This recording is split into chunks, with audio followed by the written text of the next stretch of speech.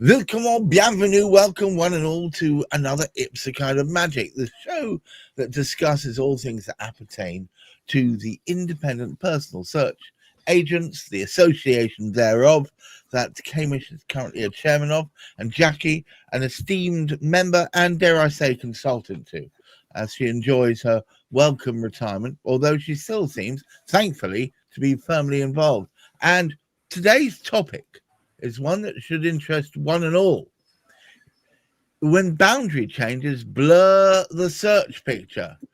And to start us off, of course, Hamish McClay. Well, let me tell you a little story to start this off, which has nothing to do with the total subject, but it does show how we can have challenges. We're doing some work at the moment for one of our clients with a house actually in London. And we actually obtained a map from Land Registry, or I say a plan from Land Registry, dated the 29th of October, which, as you will understand, is pretty close. So we're not far away. We're the 12th of November. Quite round the corner. Round the corner, you might say. He said, "Oh, that's out of date."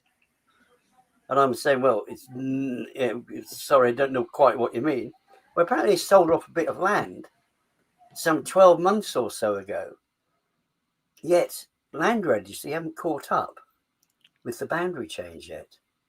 So bear in mind two things.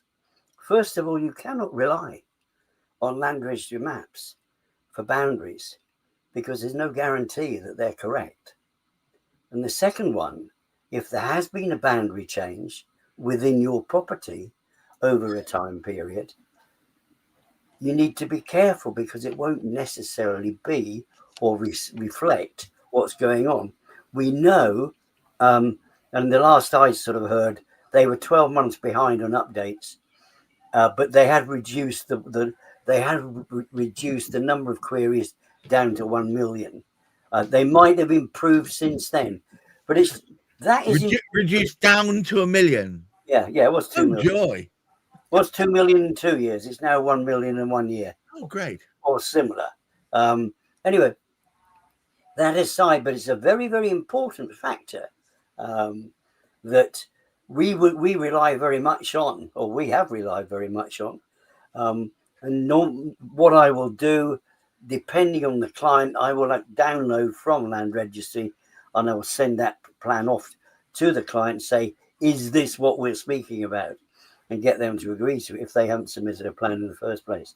Well, what we're speaking about is, so that to a certain extent, we do have a challenge there. But the main aspect we want to actually sort of speak about today, and Jackie is, in fact, Jackie escaped at the right time because Yorkshire is in such a mess, genuinely, because of what the councils did. And I don't know, how many councils did you have altogether in Yorkshire, Jackie? I don't actually know because it's North Yorkshire that you're talking about, which I didn't cover. That was Fiona and Nicola. So they had, I think it was 11 councils, 12 councils, and now they're virtually down to one, or possibly three, because I know York City Council didn't go into those changes. So that's a case of having so many councils and then putting it all into one under the North Yorkshire Authority or something, or Yorkshire Authority. But West Yorkshire has, fortunately, where I mostly covered, hasn't been touched. I know there's been a couple of boundary changes between Sheffield and Barnsley recently. I know there's been constituency changes within councils, but that doesn't affect you. As long as the council boundary stays the same, then you should be okay. But as we know, Hamish, boundaries do change and they cause problems. And what sort of problems do they cause outside of what you've already mentioned? Well, let me take Kirklees and Calderdale. So we have running through the middle of Kirklees and Calderdale the M62 motorway. So you would assume that everything on one side will be Calderdale and everything on the other side will be Kirklees. That sounds. And the answer to that is no. We have up the road from me a little village called Outlane, and half of that village is in Calderdale and half of that village is in Kirklees. Why? I don't know. Logical to me, the whole village should be in one area. It is on the Calderdale side of the M62. It does sound like it's manufacturing problems where problems do not need to be. Yeah, well, funny enough, when I saw this from Hamish, I remembered a search that I did probably a couple of years, well, probably longer than that now, because I've been retired, 14, 15 months, of a property called Prospect Place, or properties called Prospect Place, Outlane. It is Outlane Huddersfield, has a Huddersfield postcode, but it is actually covered by Calderdale. So on doing the search, looking and checking and thinking, well, this should be Kirklees, but the OS map said no, Calderdale. So I thought, oh, yeah, that's part of Outlane that's in Calderdale. So I did the search, and when I looked and I thought, that's weird. The boundary between the councils runs right in front of the properties. But the road, or the access to it, was covered by Kirklees. So the road is in one, and the extra houses there is in another. Yeah. So fortunately, they're all Yorkshire water, so that was one thing they didn't have to overcome. So I had to do a search in Calderdale, and I had to do a search in Kirklees. But the thing is, I knew that up at Outlane there was this boundary that was that did differ from one council to the other, so I was fully aware of it. But the thing was, this property, the outline on the OS plan was the property with a little back garden, but across the other side of the road was a piece of land that was included within the property. Really? So obviously the house was in Calderdale, but the piece of land was in Kirklees. So, there you go. Now, as I said, the logical thing to me would have been to put the whole village in one area, or because it is all on the Calderdale side of the M62. But no, it goes along and it's got little shapes on it, and there's another village further along that is the same. And in fact, there's a property just round the corner from us where the boundary goes straight through the middle of the property. So go figure. Hamish, this doesn't make any sense to me. I mean, I'm a simple human being at best, yes. But it just makes thank you for agreeing. It just makes sense to me that when you're trying to arrange something as costly as buying a house and all the things that go with it, that you'd want it all to be in one area. I mean, that last example, Jackie, just belies the imagination. That's nuts. Yeah, but it's not unusual.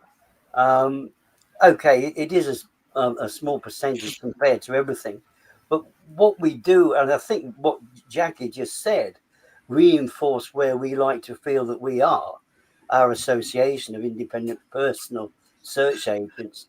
These regulatory searches that we actually produce are produced by people who know the area. And like Jackie just explained, she knew there was this outlier, if you like, this particular one which stuck out, and it was happening on the wrong side of the particular sort of motorway. I mean, we've had sort of similar sort of things. There was one particular, and what happened, we had a great land charges guy working at Reading at the time, and we had a particular sort of property. The house was in Wokingham District Council. Yet the other part of the property, the garden, was in Reading Borough Council.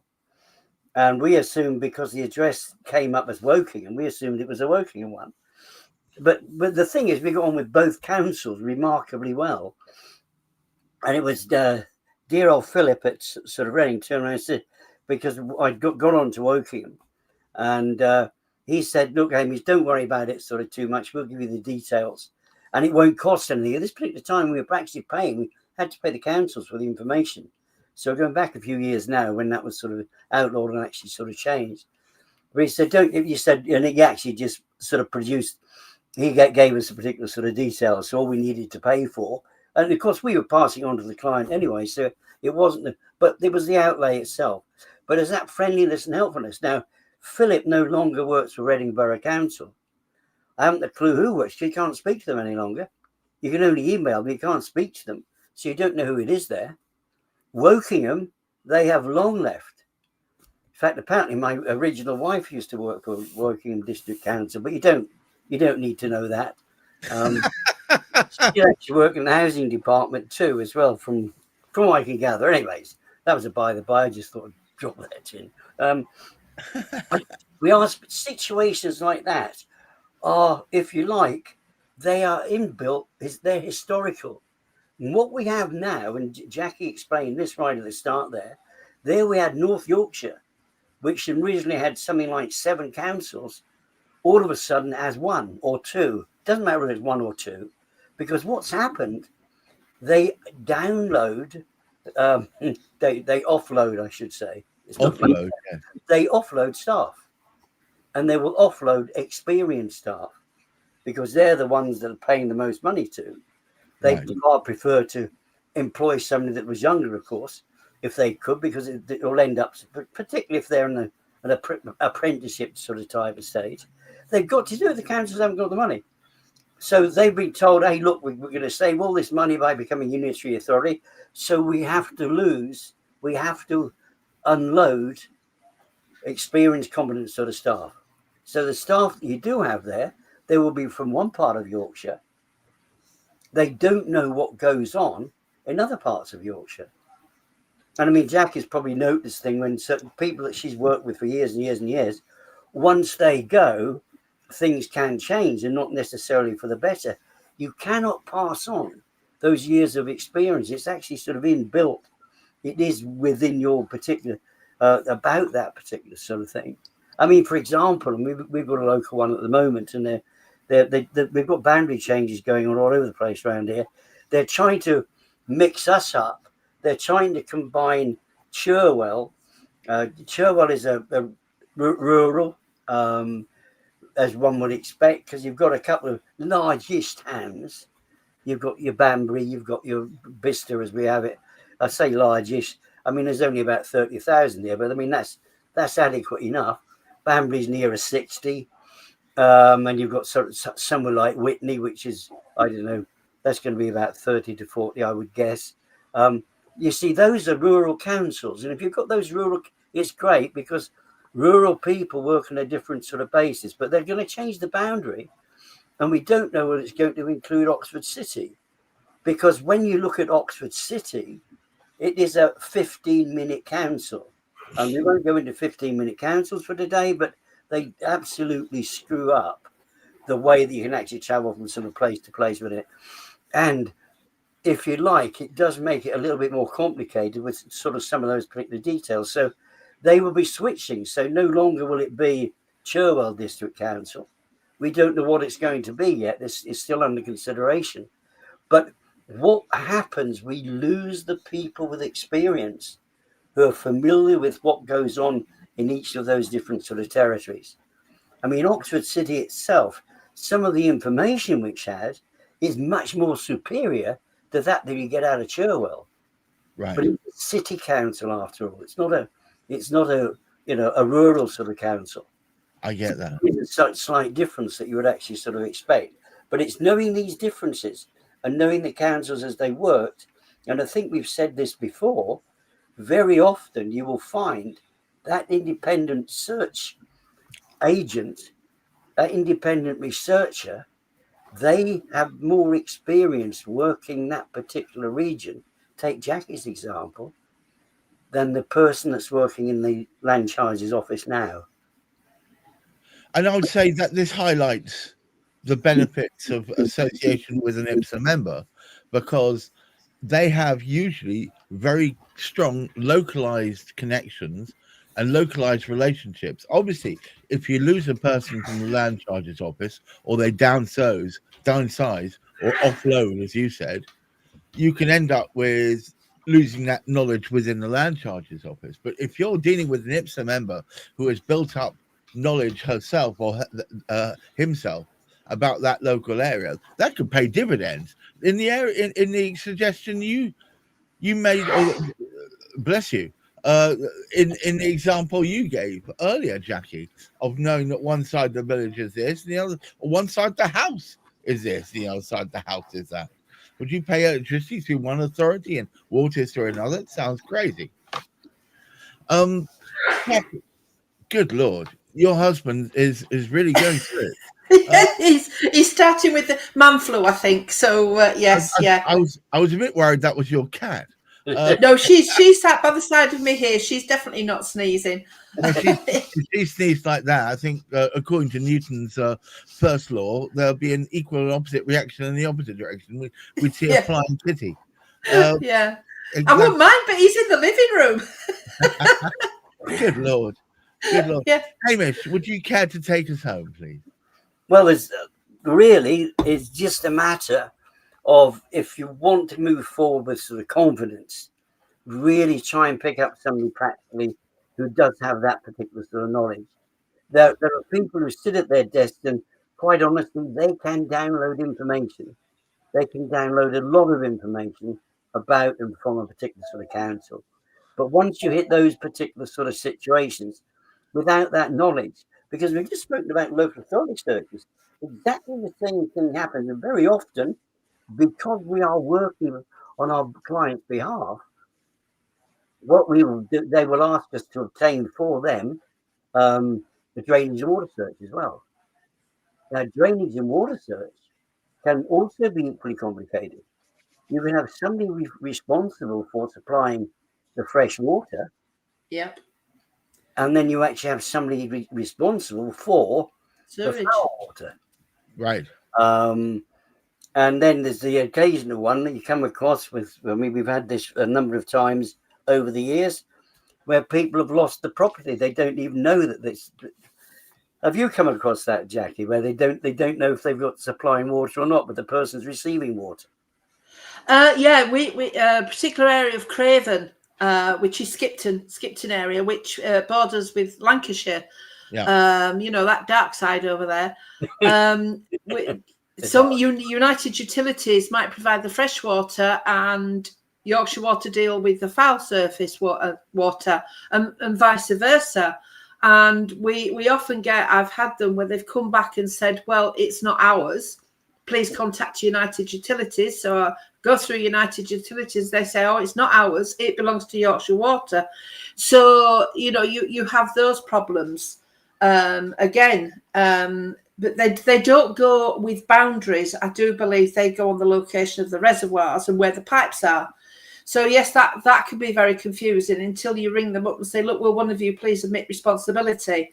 And eventually they look and think, oh yeah, we have got a bill for them. They do pay to us, you know. But so they do a joint, what they call a joint search, and it is very confusing for the people that are purchasing the property.